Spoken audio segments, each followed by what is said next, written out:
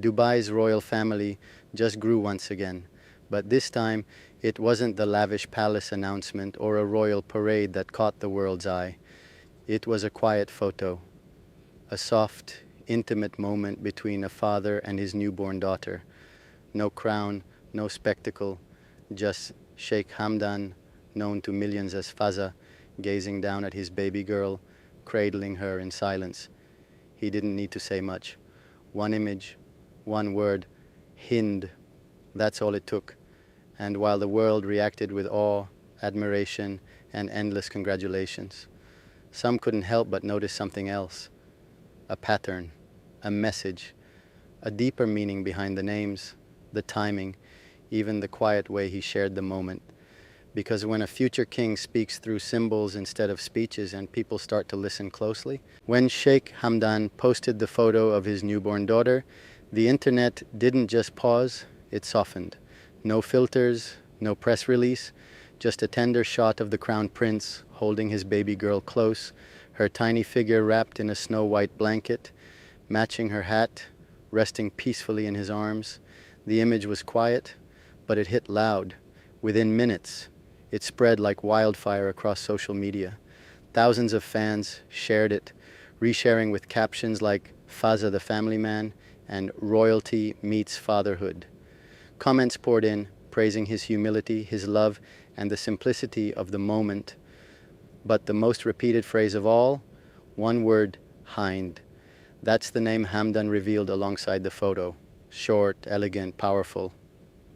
But here's the thing, it wasn't chosen at random. In the world of royalty, names carry weight, history, and purpose. And Hind was no exception. But what exactly does the name mean? And why might Hamdan have chosen it now? In Arabic, Hind isn't just a name, it's a legacy. It means lady or noble woman, a title once carried by women of strong character and royal bloodlines. Historically, the name has echoed through ancient Arabian tribes, poetry, and even early Islamic history, often linked with courage, grace, and power. It's a name you give when you want the world to know this child was born to stand tall. But there's another layer.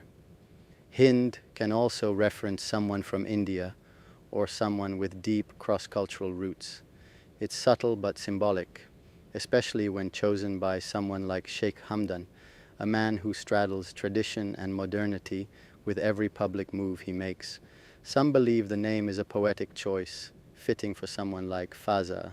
After all, he's not just a royal, he's a writer, a storyteller, and a soul who expresses himself through verse. In his poems, women are often metaphors for elegance, strength, and mystery. Naming his daughter Hind could be his way of turning her into living poetry. But this isn't the first time he's woven meaning into a name. Before Hind, there were two others, Sheikha and Rashid. Back in 2021, Sheikh Hamdan surprised the world once again with a simple post, a photo of him seated in traditional Emirati dress, holding a baby in each arm. One girl, one boy, Sheikha and Rashid. No grand captions, just timeless imagery and quiet symbolism, but those names weren't random either. Sheikha honors his mother, Her Highness Sheikha Hind bint Maktoum, one of the most respected women in the royal family. A quiet force behind the scenes, she's known for her grace, strength, and influence. Naming his daughter after her wasn't just a tribute, it was a statement, a way of carrying her legacy forward. And Rashid, that one runs even deeper. It's the name of Hamdan's late grandfather, Sheikh Rashid bin Saeed Al Maktoum, the former ruler of Dubai and a visionary who laid the foundation for the modern city we know today. That portrait in the background of the photo, it wasn't just decoration, it was a reminder of the past, a symbol that Hamdan's children are not just family, they're descendants of a dynasty. These weren't baby announcements, they were chess moves. But if the twins honored the past, his next child seemed to hint at something else entirely, the future. For someone as public as Sheikh Hamdan, his wife remains one of the most mysterious figures in Dubai's royal family. Sheikha bint Saeed bin Thani Al Maktoum his cousin by lineage and partner by choice, married Hamdan in May 2019. But unlike many royal weddings that dominate headlines for weeks, theirs unfolded with near silence. No televised ceremony, no extravagant media blitz. Just quiet elegance, a move that felt deliberate. To this day, very few photos of Sheikha circulate online. There are no interviews, no speeches, no carefully curated Instagram posts, and yet her presence is undeniable. She's been with Hamdan through the birth of all 4 children, each child announced in his own subtle, symbolic way. Insiders say she embodies everything the royal family values: discretion, loyalty, and strength away from the spotlight. In a world obsessed with visibility, Sheikha remains a mystery, and perhaps that's her power. Some believe this privacy isn't accidental, that Hamdan, a man who lives in the eye of a global audience, shields her from the noise because she represents the center of his world, the quiet force behind the scenes. And together they're not just building a family, they're shaping a legacy, one name at a time. In February 2023, the royal family quietly expanded once again, this time with the birth of a boy named Mohammed bin Hamdan bin Mohammed Al Maktoum. And while the world celebrated the arrival of Sheikh Hamdan's 3rd child, royal watchers were asking a very different question. Was this the birth of Dubai's future ruler? The name Mohammed wasn't just poetic, it was strategic. It mirrors that of his grandfather, His Highness Sheikh Mohammed bin Rashid Al Maktoum, the current ruler of Dubai. And naming a son directly after him, that's a powerful gesture. One that signals more than just respect. It hints at succession, legacy, and intention. Unlike the twins, whose names honored lineage, this name turned eyes forward, toward power, toward potential. Could Mohammed bin Hamdan become the next crown prince of Dubai?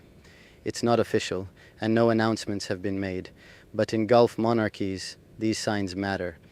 Birth order, names, and timing often speak louder than public statements. And in 2023, the timing was critical because another emirate had just made a move of its own. While Dubai expanded its royal bloodline, Abu Dhabi reshuffled its own, and the implications were massive. While Dubai was quietly welcoming baby Mohammed, Abu Dhabi was making headlines for an entirely different reason, a power move that shocked the region. In May 2023, Emir Mohammed bin Zayed Al Nahyan, better known as MBZ, the president of the UAE, issued a royal decree that set social media on fire. He officially named his eldest son, Sheikh Khalid, as the crown prince of Abu Dhabi. It was sudden, it was bold, and for many it felt like the quiet end of a guessing game that had gone on for years. Up until then, Khalid had kept a low profile.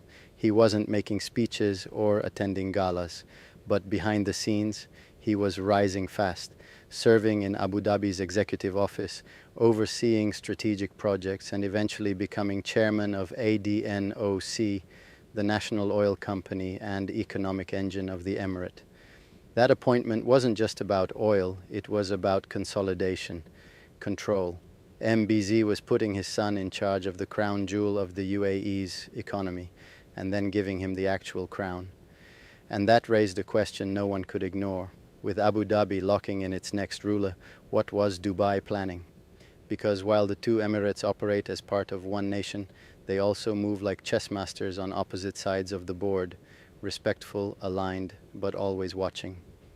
And as Abu Dhabi made its move in public, Dubai's next step seemed hidden in plain sight, in the arms of Sheikh Hamdan. To the world, Sheikh Hamdan is many things: crown prince, adrenaline junkie, poet, philanthropist.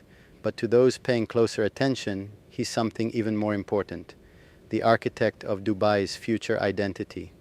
While his social media shows glimpses of skydiving, horseback riding, and tender moments with his children, there's a quiet strategy in the way he presents himself. Hamdan isn't just building a family, he's building trust. With the youth, with the nation, with the world.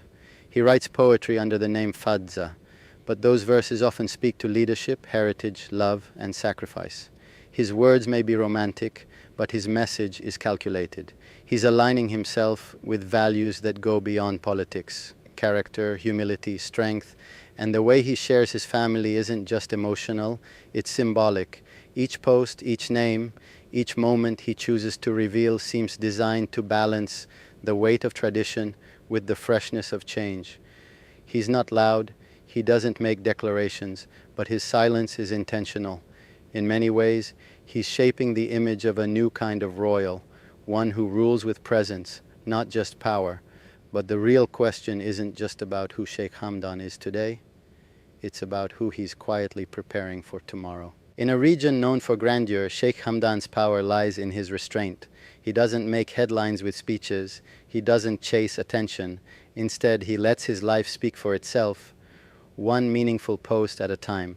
A daughter named Hind, a son named after a ruler, a wife hidden from the spotlight, yet central to it all. This isn't just a family tree, it's a blueprint. While other leaders announce, Hamdan hints. While others move in public, he builds in silence.